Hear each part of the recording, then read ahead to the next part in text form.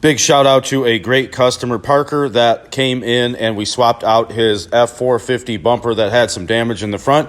I did have a chrome with fog 17 to 19 F350 bumper, so he's going to drill the holes and put the painted end caps on. But this bumper is a lot cleaner than what he had. It's always good hanging out and putting on a bumper here at Oil City Bumper in South Lyon, Michigan. Keeping trucks looking good. We got to fix those trucks out there. Go to oilcitybumper.com or come see us here in South Lyon.